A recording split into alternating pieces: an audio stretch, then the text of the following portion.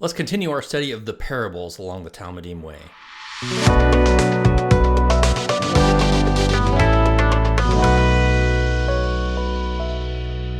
We're in Parables 2, Part B, and we'll look at Matthew 13, 31 through 33. So only 3 verses, but boy, are there just a wide swath of possible interpretations. Jesus does not interpret these parables, and so people have allegorized them to mean really any number of different things. So we'll try and navigate some of that. We'll look at try and get at what the audience was probably hearing when Jesus first spoke these words. So all we're covering here is the mustard seed and the leaven, and continuing the theme of seeds being planted will be our first parable. We'll pick it up in Matthew 13, verse 31. He presented another parable to them, saying, "The kingdom of heaven is like a mustard seed, which a person took and sowed in his field." Okay, pretty much identical to every other parable we've looked at so far. "And this is smaller than the other seeds, but when it is fully grown, it is larger than the garden plants and becomes a tree, so that the birds of the sky nest in his branches." Dr. Amy Jill Levine says the parable of the mustard seed has put forth so many branches of interpretation that the birds of heaven could build multiple nests and still have plenty of room for expansion. So I thought that was funny. Craig Bloomberg and Craig Keener take 2 different views on the parables. I just thought it was kind of interesting. So scholars debate on whether the comparison is limited to the first noun that occurs. So the kingdom of heaven is like a mustard seed, and then something happens to the mustard seed. Or, as Craig Keener writes, the kingdom of heaven is like a mustard seed which a person took and sowed in his field, and so on and so forth. So is the kingdom of heaven the whole thing, or is it just the mustard seed? Now, support for the second position might be found in the form of rabbinic parallels. Now, those often begin with, "To what may such and such be compared?"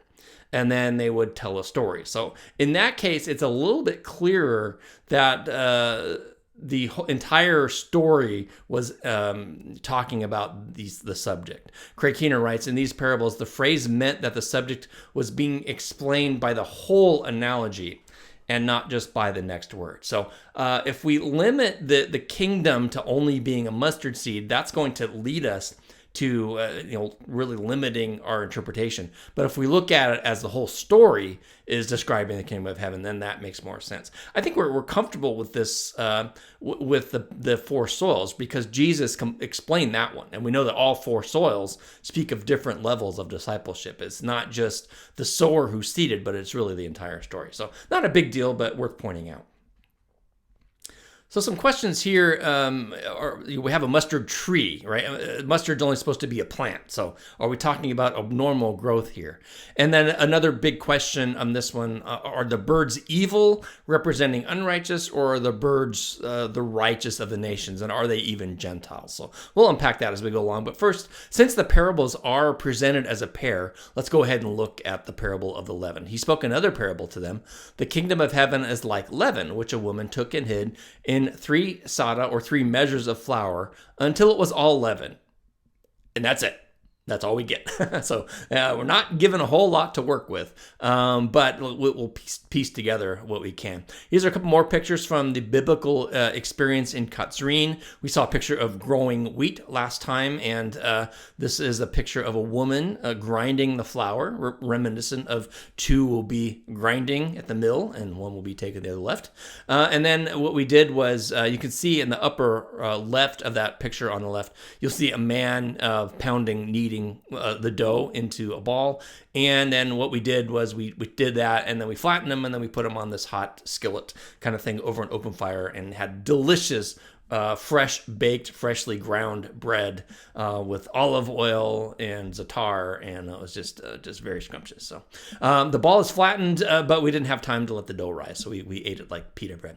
Some people here make a big deal about the fact that this parable is the only one that mentions a woman, and it does have a corresponding to the 4th letter. This is the 4th parable. So the 4th letter of the 7 churches also references a woman. In that case, a woman who was a troublemaker. And so people would maybe draw a link, is there something sinister going on here? But really simply put, Jesus uses a woman here because in the sowing parables, in that culture, the man is the one who did the farming and the woman did the meal preparation. And so very logical that there would be a woman here. So questions here, is the leaven sin? Is it unclean? It says that she hid the leaven. Is there something sinister going on there? And then what in the heck are 3 sada? We would call that 3 measures of meal. We think of 3 cups of flour. Not quite. It's a little bit bigger than that. Let's look at, let's unpack these. So we need to look at what we know. These 2 parables are presented in a pair. And in fact, there are actually 6 parables that are short like this. And each time they are presented in pairs. And so we've got the treasure and the pearl, which we're going to look at next time in Matthew 13. And then we have a couple of parables of the tower builder and the king going off to war. And those teach us that we need to count the cost of discipleship. We're going to come back to that theme a little bit later in this talk. Another point of comparison in both parables is that something small, like a mustard seed and just a little bit of leaven, produces an extremely large yield. In fact, the smallness of a mustard seed was and is a known idiom. Jesus represents the mustard seed by just the smallest amount of faith. We'll pick up that in a different lesson. The thing that grows is hidden. So the seeds are hidden underground. The leaven is invisible once it's mixed into the flour. You can't see it. Also, without the right environment, there's not going to be any growth. So a seed is just a seed. Leaven just sitting by itself doesn't do anything. It may bubble a little bit and may smell a little funny, but it doesn't do anything to grow the flour. So we need these things all happening, and these are all happening in these parables. We've seen an unusually large yield in the first parable of the 4 soils. So the good seed returned 100-fold, 60-fold, and 30-fold. 30 and 60 would have been good. 100-fold would have been very, very good, unusual. It would have caught their attention, but not full-on impossible. You wouldn't say it's a miracle if you got 100-fold. In the same way, the mustard is more of a bush or a hedge that's typically a couple feet tall. Full-on trees, though, are not unusual. They get your attention because they're kind of rare. But as you can see in this picture, this is a tree that has grown big enough that birds of the air could nest in. I was reminded of, in Texas, we have crepe myrtles. And usually they're kind of small trees. You wouldn't think they're big enough to put a nest in, but occasionally they can get big, right? Especially if they're left untrimmed, then they can get quite large. And then other times they're just small little hedges. So it could be the same with mustard. The birds of the air, we know that they can be symbolic of evil. We're looking at the mustard parable now. In Genesis 15, Abraham has to drive away carrion birds, so flesh-eating birds, that were coming to disrupt his ceremony with God. The first parable of the 4 soils, the very first soil, had the birds of the air taking away the seeds, and those were symbolic of the ministers of Satan. So a lot of people latch onto that and say, well, Jesus wouldn't have he wouldn't have mixed his metaphors here. I don't know if that's true. I don't think we can say that because of the fact that he's quoting Ezekiel 17:23, in which birds are very definitely positive. On the high mountain of Israel, I will plant it so that it may bring forth branches and bear fruit, become a stately cedar, not a mustard tree. That could be the humorous part in this, but a large cedar tree. Birds of every kind will nest under it, and they will nest in the shade of its branches. So clearly, this tree is good, right? It's the birds do here represent Gentiles, but notice it's in the mountain of Israel. So we've got this combination of Jew and possibly the nations mixing in together. It's not like the birds came and replaced where the tree was planted. Our focus also is, he may just want us to focus on the large tree.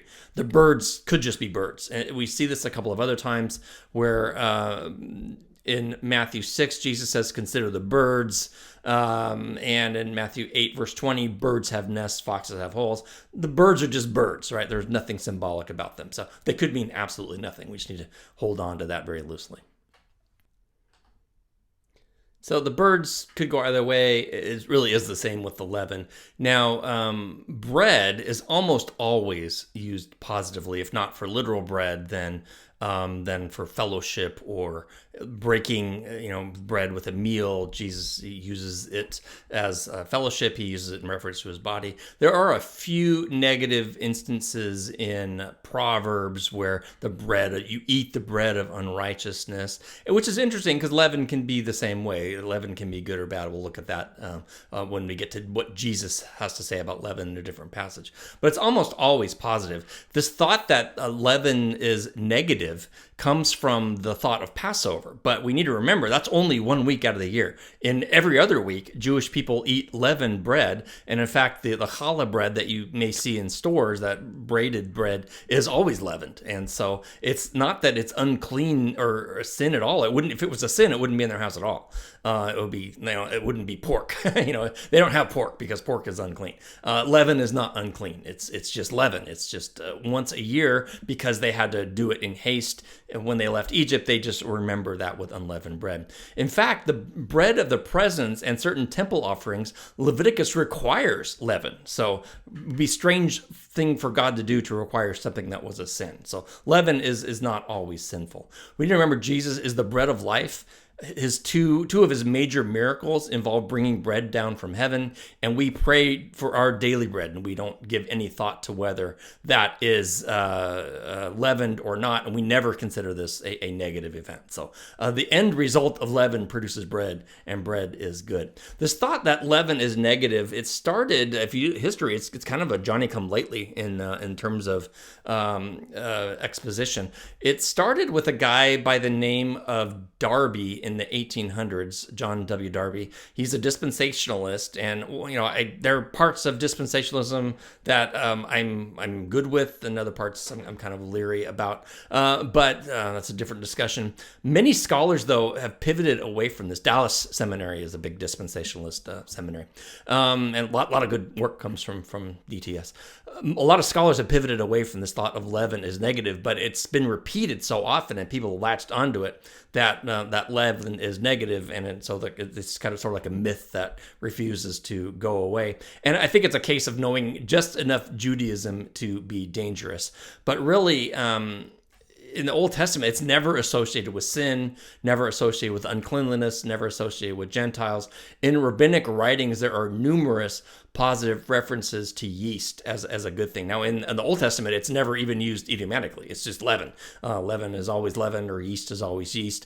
Generally, it's associated with the Exodus passage, and then the two Leviticus references we mentioned earlier mentioned that bread has to be leavened. So now move to the New Testament. Well, you're going to ask, didn't Paul and Jesus use leaven negatively? Well, Paul, the answer is yes. He certainly did. In Corinthians, and I think one verse in Galatians, he talks about how pride and evil can corrupt a body of believers. And he says, don't you know that a little leaven leavens the whole lump? So he's drawing an analogy, or a parable even, of a leaven with pride. So he is using that as an evil for sure. But he wrote this at least 20 years after Jesus taught his parable. Craig Bloomberg writes, Jesus cannot be bound by what Paul would later say in a completely different context. Remember, he's writing to the Corinthians, and the Corinthians were one messed up ecclesia. They needed a lot of help. So basically, we can't take that out of context. It's also anachronistic because Paul wrote that later, that leaven was negative. Jesus wouldn't necessarily, and the audience would definitely not have known, have had that reference in mind as Jesus spoke. Didn't Jesus use it negatively? Well, yes and no. Let's look at that verse. Matthew 16, verse 6, there are parallel passages in Luke and Mark. Jesus said to them, watch out, beware the leaven of the Pharisees and Sadducees. So it's not necessarily all leaven, but a specific type. And he's using it as an idiom for teaching. The teaching of the Pharisees and Sadducees, that's what the problem is. If we wanted to flip it around, we could say partake and enjoy of the leaven of Jesus. For in the same way the leaven of the elite corrupts, Jesus' leaven nourishes. So he's using leaven rather neutrally here. Now, Paul is definitely using it negative. But Jesus, you could argue, it's not the leaven that's the problem. It's the teaching. And teaching is not a problem unless it's bad teaching. So leaven can be bad leaven or it can be good leaven. So again, we're kind of left to kind of wonder how he meant it. We can't definitively say it was negative.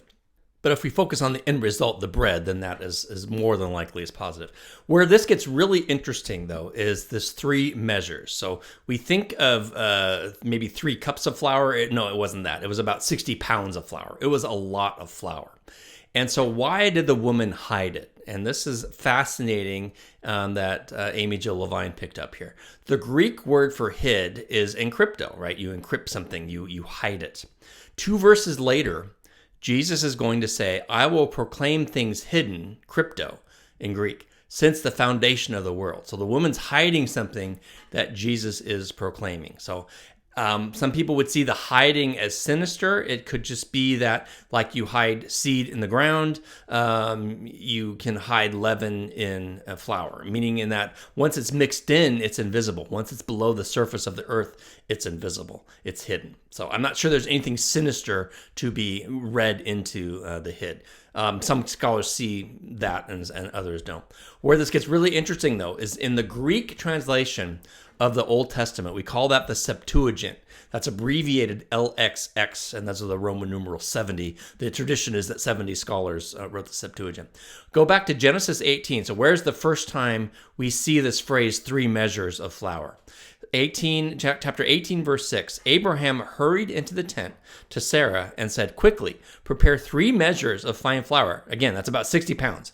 Knead it and make bread cakes. So the word for cakes there is enkrypsios, and it's a cognate of the word encrypt. It's got a different letter. It's got the letter psi, which is the PS sound and not the hard P sound, but it's related. So you've got these things hidden in the cake. So there's nothing sinister about hidden. It's just you have flour and water and leaven, and you get bread. What's fascinating, though, is this passage. It's about the angels coming to destroy Sodom. But ultimately, in a bigger sense, this passage is about the promise to Abraham and to Sarah, the promise that Sarah will have a child of her own named Isaac. And you can go back to our Genesis study and pick all that out. Sarah laughs, and she's challenged on that. But is there so here we've got this connection between making the 3 measures of meal and childbirth. And so is leavening bread somehow associated or somehow symbolic of childbirth? And you might think that sounds preposterous, but consider one of our very informal terms for someone who's pregnant. What do we say? They got a bun in the oven. So we've got this baking analogy. I'm not saying that that's, don't go around saying that, but it's a phrase that is pretty common today. The day of the Lord is fascinating in that it's often spoken of in terms of childbirth. So we've got as a woman in travail is about to give birth, so shall the day of the Lord be. And you think, well, that's kind of obscure, but look how often it appears in the Bible. Isaiah 66, Jeremiah, Psalm, Hosea a couple of times, Micah, in the New Testament, Matthew, Mark, a few times in Luke, John, Paul uses it in Romans 8, and then we see it in Revelation 12. Frequently, we've got the end of days, the end of this age, transition to the age to come, spoken of like a woman giving birth. And then as soon as the woman gives birth, the pain is over and the joy begins. Not if you've raised teenagers today, but in theory, the joy begins. I'll grant that. So it's interesting, and Amy Jill Levine, of course, is a woman. She's bringing a woman's perspective to this, and I love it. She sees a connection between the woman and the leaven talking about pregnancy as a metaphor for this age transitioning to the next age. And so we even have the term seed, right? The man brings the seed, and the seed is planted, and the baby grows. It can't be seen, it's hidden, but it's still growing. And going back to the previous parable, God makes it grow. The woman doesn't do anything actively other than providing a healthy environment for the baby to grow. Then comes the birth and the new life that way. And so that's really fascinating once you start peeling back the layers. And so I don't know if you see that, but I think it's really interesting. So now let's look at, we kind of answered some of the questions that people have about the mustard seed and the leaven. Now let's go to turn our attention towards maybe translating these. What are we going to focus on? Again, many commentators would view the mustard and the leaven parables as relating somehow to the earthly church. If you view the mustard tree and leaven as good, you're going to say the church grows and grows and grows, and isn't it wonderful? Commentators sometimes view both negatively, like the church is going to be corrupted, it's going to be something it was never meant to be. That's all well and good, but getting back to our first part of part A of this study, those are all anachronistic, because the early audience would have had no concept of a church. Jesus hadn't even mentioned it yet. That will come a little bit later in Caesarea Philippi. And it's anachronistic, and there's no application, right? What do you do with this? What do you do with the statement, the church grows and grows? It's not even a heart statement. It's like there's nothing you can do that will not advance your relationship. As Leaven says, it's uninteresting. If we look at these two pairs of parables, the pair of parables, this mustard seed and the leaven, we talked earlier that there are actually 6 of these types of parables, and they're all in 3 pairs. We've got these 2 here. A little bit later in Matthew 13, the treasure and the pearl. Some see these as the disciples' proper attitude towards Jesus, and so it would have to do with discipleship there. Some flip that around, and they would see Jesus, they would say, we are the treasure and the pearl, and Jesus is selling everything for us. That's valid. We'll address that in Parables Part 3. The third pair, though, is the tower builder and the warring king. Those are the count the cost parables. What person goes to build a tower without first counting the cost? What person goes to war and you realize you don't have enough? And so those are clearly about being serious, committed disciples. So we've got at least 4 of the 6 talking about discipleship with the mustard seed and the leaven kind of question marks. We have a pin in those. Let's look at some more parables, though. The firm foundation we looked at in Matthew chapter 7. Those who build their house on the rock are doers. Those who build their house on the sand are hearers only. So the doers are disciples. Hearers only are not disciples. How about the first parable of Matthew 13, the 4 soils? We've got the 3 soils they're hearers only. They're not disciples. The 4th soil are the ones who hear the word and understand it and do it. Those are disciples. So we got this theme of disciples kind of emerging here. The wheat and tares, the righteous servants, the righteous wheat are the disciples. They're gathered in. The unrighteous are cast out and burned. They're not disciples. The sprouting seed didn't have any unrighteous, but we know that the good seed are disciples. They're doers of his word. Theme of discipleship pretty much running through. In Matthew 25, one more parable, there's the sheep and goat judgment we'll get to in several lessons from now. The sheep are on his right side. They're the righteous. And they ask him, Lord, when did we ever visit you in prison or give cold water? Jesus says, as much as you have done to these little ones, you have done unto me. You are doers of my word. Well done, good and faithful servant. Enter into your master's rest. The unrighteous they ask the same question. He says, what you didn't do to your neighbor, you have not done to me. And you're cast out. And so the righteous are gathered in, the unrighteous are cast out.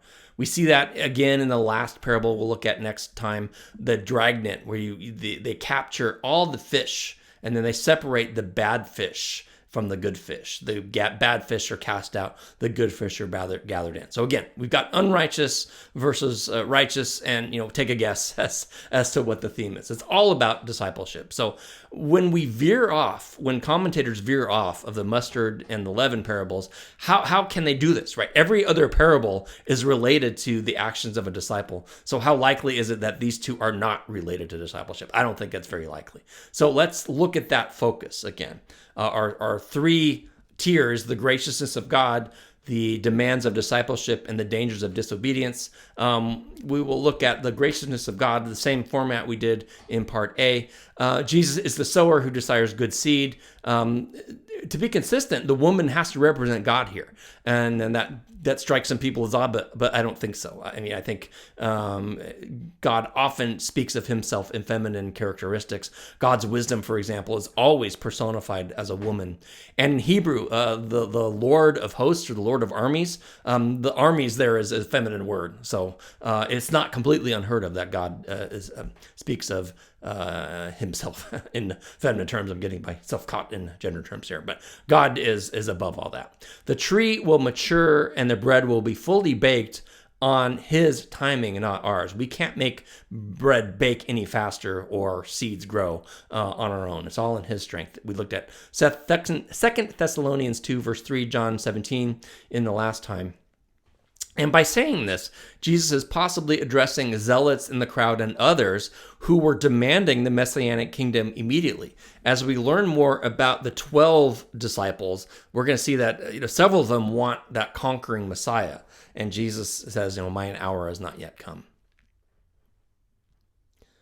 The demands of discipleship. The kingdom of heaven occurs when the righteous go about their daily lives, such as farming and baking, being grateful for the gifts that God has graciously provided. And I thought that was an interesting application point for this. 1 Corinthians 4:2, it is required of stewards to be found faithful. That means we are to have our mind focused on his work, and whatever we do unto the Lord. And there's also a sense we need to be humble. Leaven writes, the believer's lust for big-time success is misplaced. Just as the disciple starts as a wheat seed sown by the master and eventually matures to a full head, or as a little bit of leaven, so the journey of a disciple in sanctification begins as a small mustard seed or a small amount of leaven. Colossians 1, and although you were previously alienated and hostile in attitude, engaged in evil deeds, he has now reconciled you in his body of flesh through his death in order to present you before him holy and blameless beyond approach. If indeed you continue in the faith, firmly established and steadfast, not shifting from the hope of the gospel you have heard, which was proclaimed in all creation under heaven, of which I, Paul, was made a minister. So a lot to say that it won't happen immediately. We're called out of the world, we're planted in him, and we grow in him and grow in discipleship.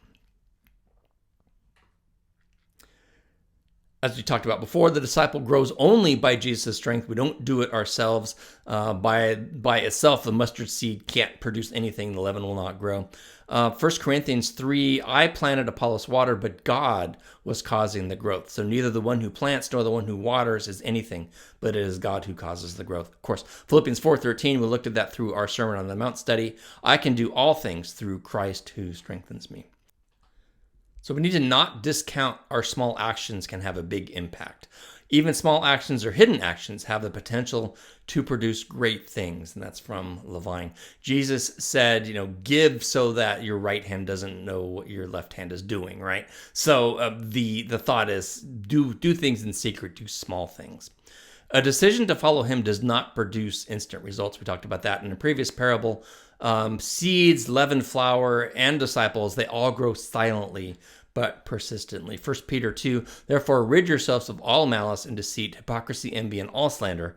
Like newborn babies, long for the pure milk of the word, so that by it you may grow in respect to salvation. Another childbirth reference there.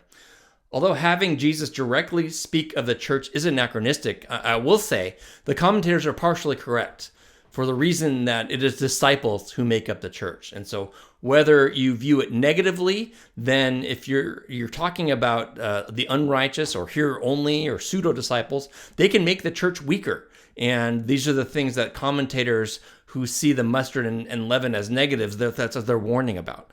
And so we need to not be like that and not cause those things. If you view it positively, then doer disciples, right? Those disciples will make the church stronger and cause it to grow as those who see the large tree and the leavened bread as good things. So they're not entirely incorrect, but I would substitute the word church for the righteous in that analogy. We'll close our lesson with this thought from Craig Bloomberg. while much work has been done to spread the gospel, much work still remains. And then quoting here, this work will happen only when we trust God to do it through us. And when we realize God's kingdom interests are far broader than our personal interests. When we see Christian activity as the single most important thing we do in our lives, God will preserve his church, but he wants to grow it into a force for good in our world. And so that is the lesson of the parables. We work faithfully and in community, and we advance his interests above our own. And so I love this quote. And whatever you believe these parables are saying, I think as disciples, that's our takeaway. We are to be faithful. We want to be found to be good and faithful servants. So that concludes this lesson. Next time we will look at the remaining parables. The last three, we've got the treasure, the pearl, and the dragnet, as well as the disciples parable that comes towards the end of Matthew 13. So we will see you next lesson for parables part 3.